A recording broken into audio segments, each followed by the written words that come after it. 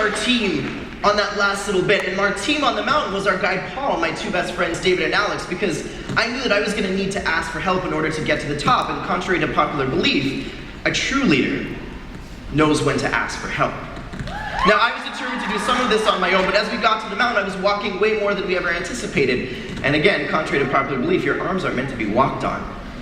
Now, my buddy's really great at saying encouraging words like, keep going, it's really inspiring to watch you walk.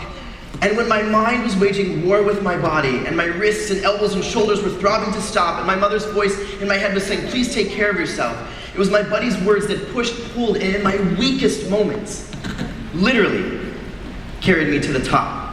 And sometimes it's even the people that you don't think need help that need it too. And I learned this on Summit Day. Because you see, I was in that small percentage of people that altitude sickness didn't bother me at all. But around 18,000 feet, that wasn't the case for my friends. And they were hit hard with headache, dizziness, vomiting, and I watched as my support system literally fell to their knees. And in that moment I thought two things. I thought, maybe this is it. Maybe we just give up and go back.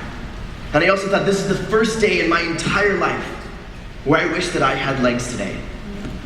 Because if I had legs, I could be the one to carry my friends. So I dug deep, and instead I did what I could do.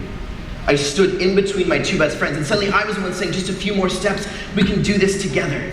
And we knew that I was going to need help up the mountain, but in that moment, my buddies needed me. And hand over hand, and foot in front of foot, we walked together until we made it to the summit of Mount Kilimanjaro.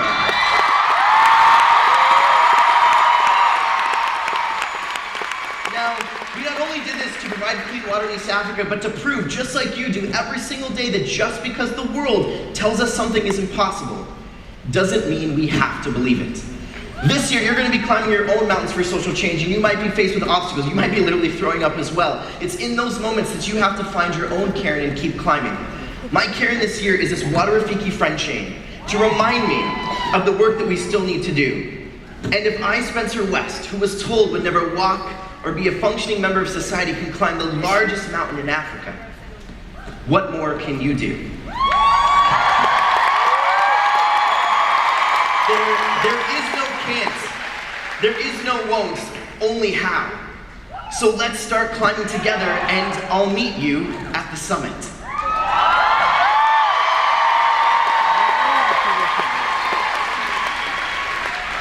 Now, I made it to the top of Kilimanjaro with incredible support of my friends at RIN.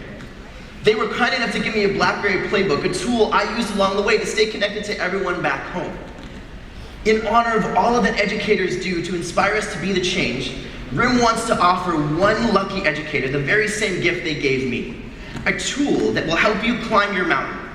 So please welcome to the stage Corey Melnick, who is here to announce the lucky recipient of this BlackBerry playbook. This prize is being awarded to an educator who shows endless support and belief in her students and knows you're never too young to make change in the world.